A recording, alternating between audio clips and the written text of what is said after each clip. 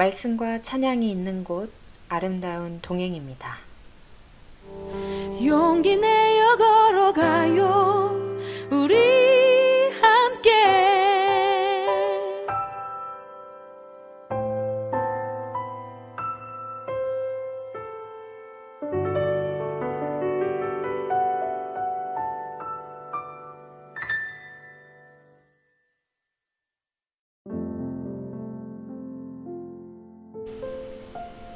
오늘의 말씀 예레미야 20장 7절에서 18절 말씀입니다. 여호와여, 주께서 나를 권유하심으로 내가 그 권유를 받았사오며 주께서 나보다 강하사 이기셨으므로 내가 조롱거리가 되니 사람마다 종일토록 나를 조롱하나이다. 내가 말할 때마다 외치며 파멸과 멸망을 선포하므로 여호와의 말씀으로 말미암아 내가 종일토록 치욕과 모욕거리가 됨이니이다.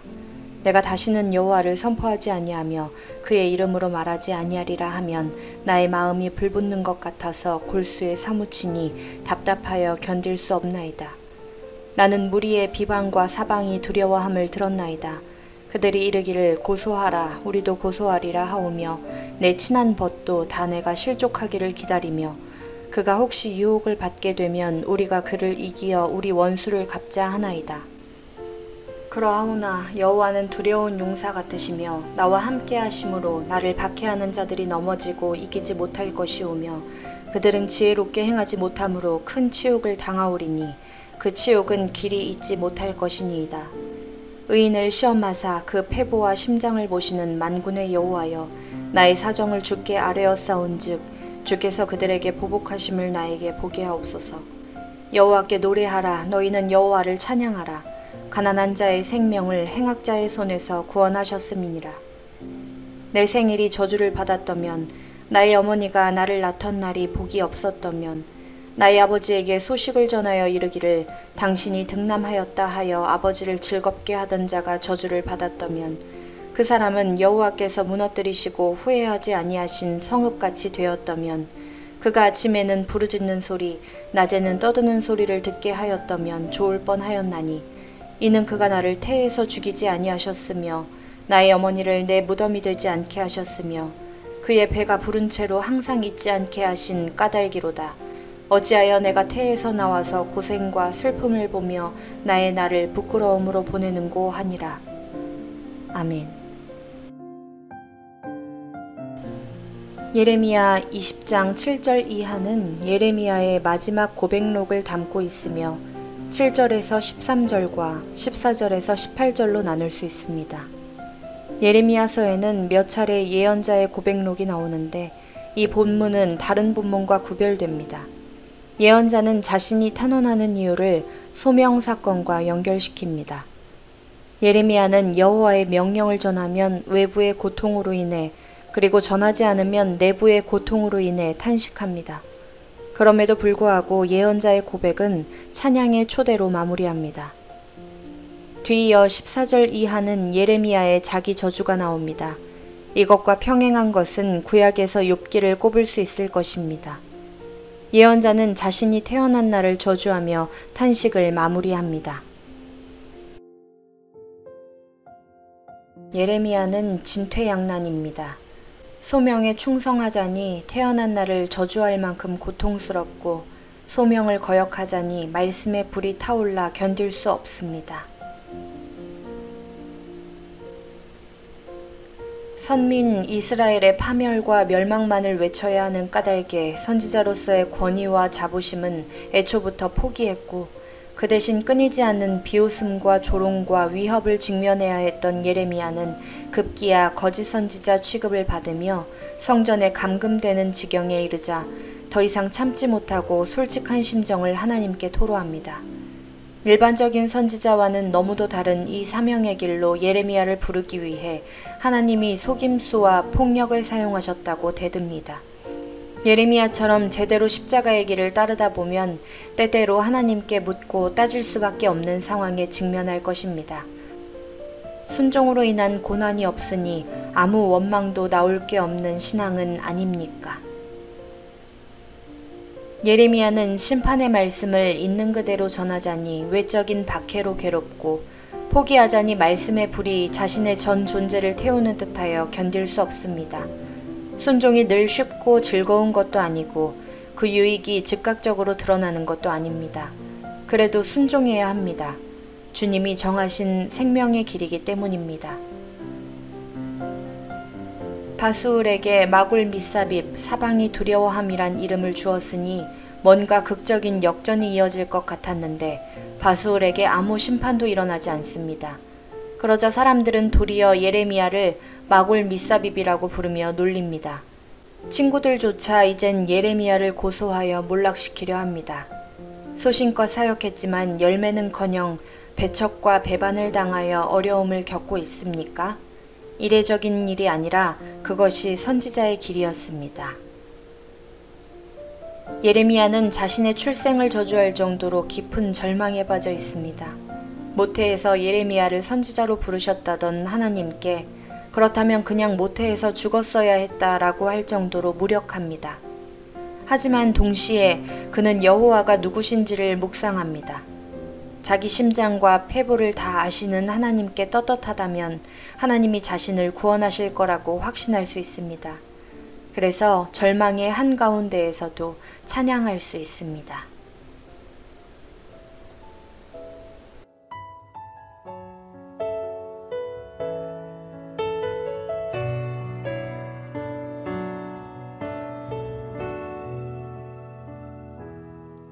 주가 보이신 생명의 길, 나 주님과 함께 상한 마음 들이며 주님 앞에 나아가리.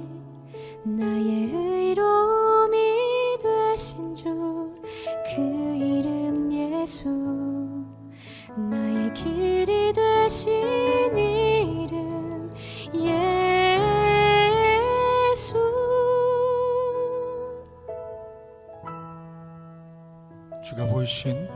주가 보이신 생명의 길, 나 주님과 함께 상한 마음 들이며 주님 앞에 나가리.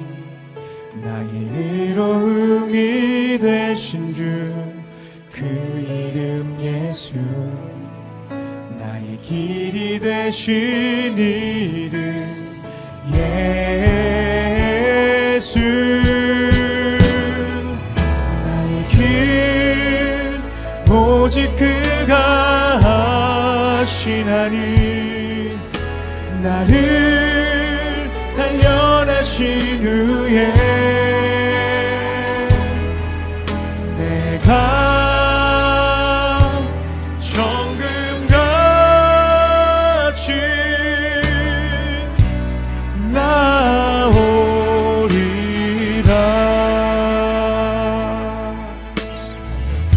주가 보이신 생명의 길, 주가 보이신 생명의 길, 나 주님과 함께 상한 마음 들이며 주님 앞에 나가리.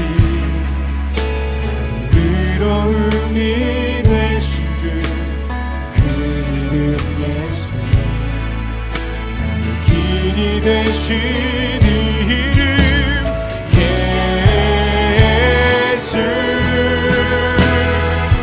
나의 길 오직 그가 하시나니, 나를 단련하신 후에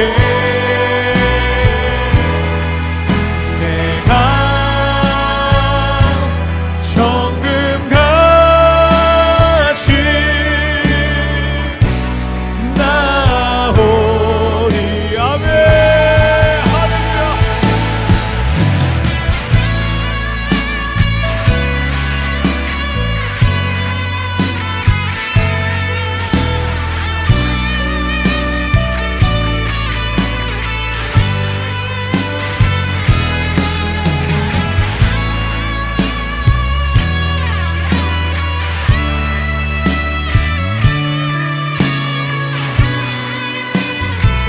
마지막으로 고백하며 나아갑시다. 나의 길 오직 그가 하시나니,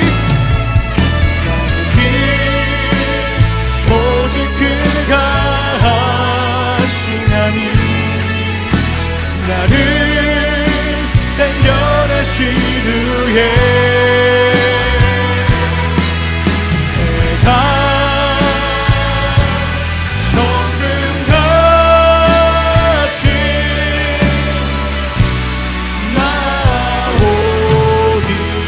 나오리라.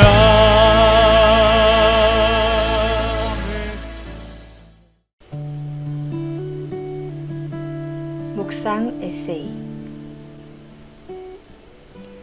우리가 은혜의 세계로 깊이 들어가면 마음에 한없는 기쁨이 넘칩니다.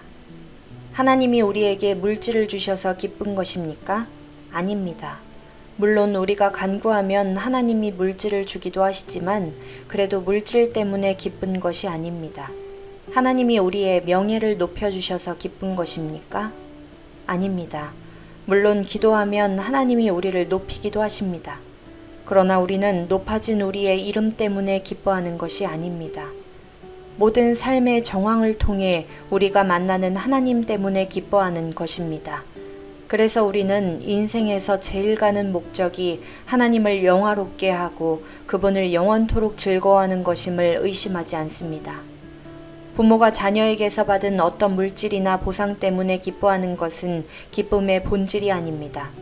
만약 그것 때문에 부모가 기뻐한다면 자녀가 능력이 없어서 아무것도 해주지 못할 때 아무 기쁨이 없을 것입니다.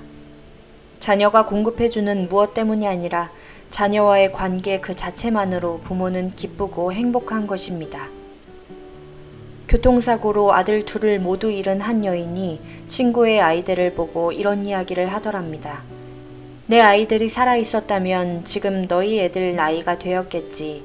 아이들을 위해서 운동화를 빨고 도시락을 싸주고 아침마다 늦잠 자는 것을 흔들어 깨우느라 씨름하던 때가 행복했는데. 우리와 하나님의 관계도 마찬가지입니다. 하나님 존재 자체가 우리에게 복이며 그분과의 교제 속에서 사는 것이 가장 큰 행복입니다. 김남준의 실증에서 들려드렸습니다.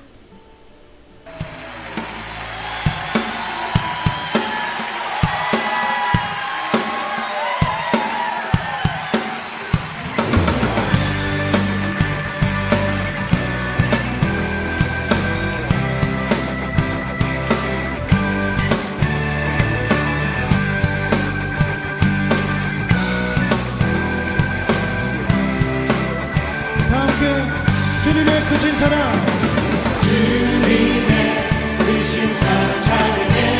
나의 힘과 능력이 되신 주, 나의 모든 사랑 변화되었네. 크신 주의 사랑 찬양해. 이 한 분만으로 나는 만족해. 나의 모든 것 대신 주님 찬양해. 날 영원한 승려 되신 예수